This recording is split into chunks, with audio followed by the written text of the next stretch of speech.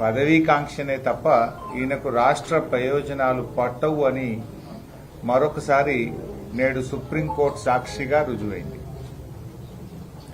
మొదటి నుంచి మేము చెప్తూ వస్తున్నట్టుగానే రాష్ట్ర ప్రయోజనాల కంటే తన గురువు గారి ప్రయోజనాలు, తాను గురుదక్షిణ చెల్లించుకునే ప్రయోజనాల మీదనే రేవంత్ రెడ్డి గారికి చిత్తశుద్ది ఉంది అనేటువంటి విషయం మనకు తెలుస్తూ వస్తూ ఉంది.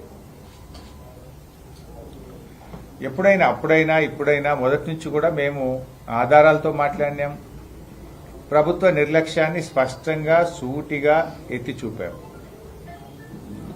మొదటి నుంచి కూడా గోదావరి బనకచెర్ల అంశం మీద ఆంధ్రప్రదేశ్ ముందుకు పోతా ఉంటే ఈ రాష్ట్ర ప్రభుత్వం కనీసం పట్టించుకోలేదు.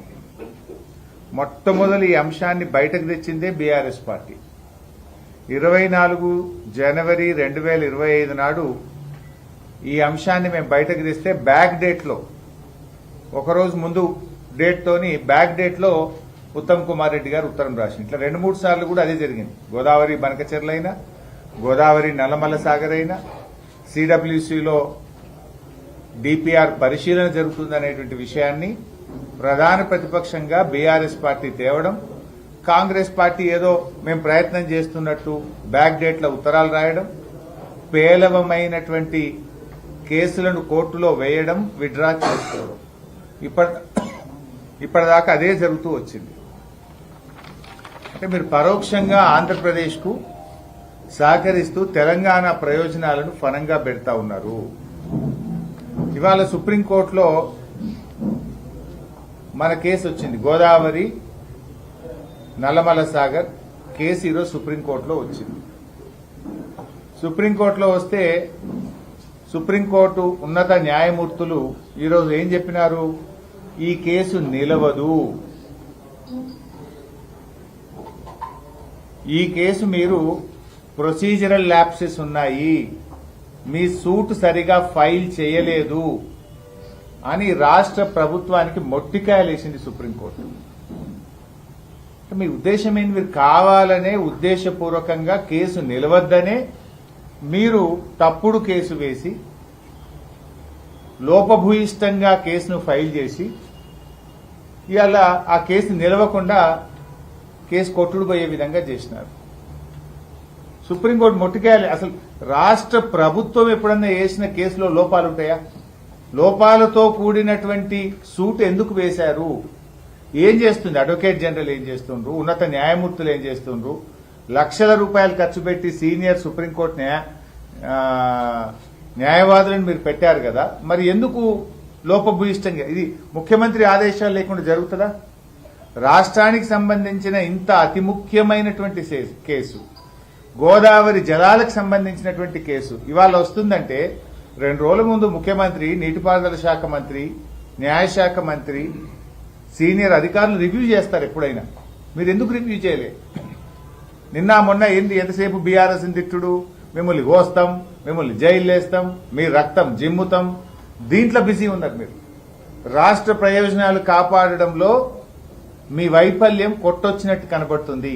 ఇది వైఫల్యం అనాలనా? ఇది ఉద్దేశపూర్వకంగా ఆంధ్రప్రదేశ్కు జలాలు వదలడానికి, గోదావరి బనకచెర్ల ప్రాజెక్టు ముందుకు సాగడానికి మీ పరోక్ష సహకారం అనాలనా? ఇవాళ మీరు సమాధానం రాష్ట్ర ప్రజలకు చెప్పాలి. ఇప్పుడు గతంలో కూడా మీరు విరిటేసినారు. విరిటేస్తే సుప్రీంకోర్టు మొట్టికాయలేసి కొట్టేసింది. రిట్టు నిలవదు, రిట్టు వేయడం తప్పు అని సుప్రీంకోర్టు డిస్మిస్ చేసింది. రిట్టు డిస్మిస్ అయితే ఇప్పుడు సూట్ వేసింది, సూట్ కూడా డిస్మిస్ అయిపోయింది. 7 నెలలుగా ఏం తమాషాలు చేస్తున్నారు మీరు? ఈ విషయాన్ని బయటకు తెచ్చిందే బీఆర్ఎస్ పార్టీ. అంటే ఈ రిట్టు కూడా ఎప్పుడేసింది తెలుసా? అప్పుడు గోదావరి నల్లమల్ల సాగర్ మీద ఆంధ్రప్రదేశ్ ప్రభుత్వం టెండర్లు పిలిచింది.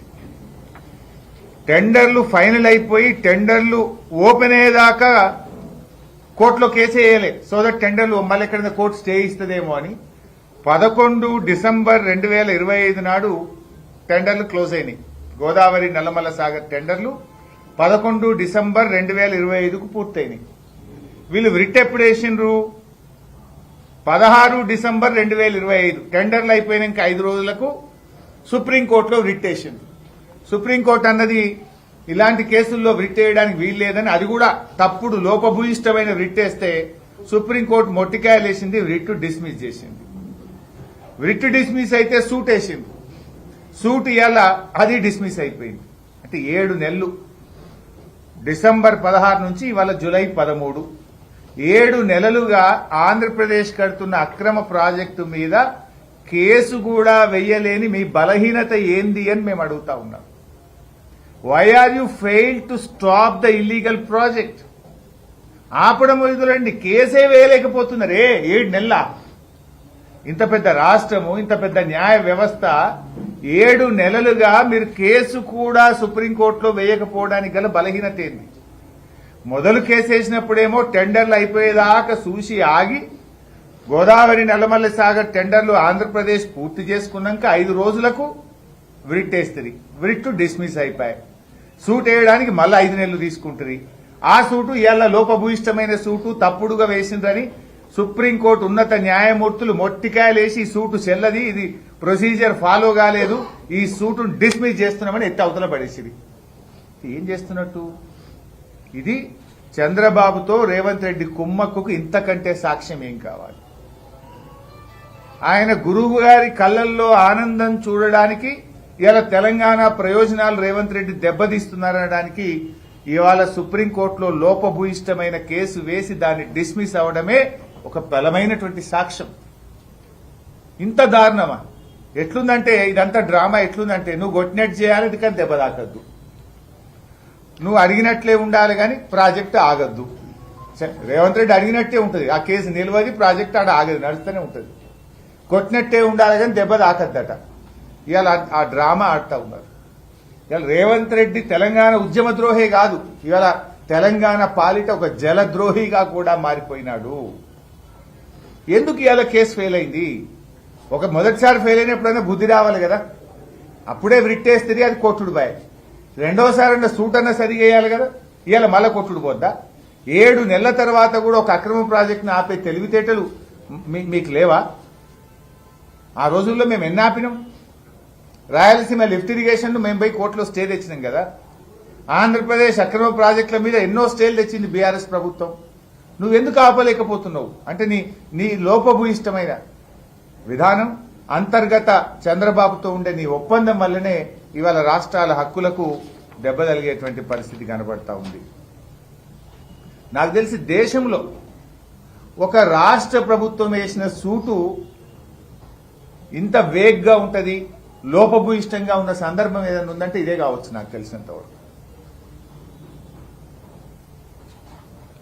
ఇవాళ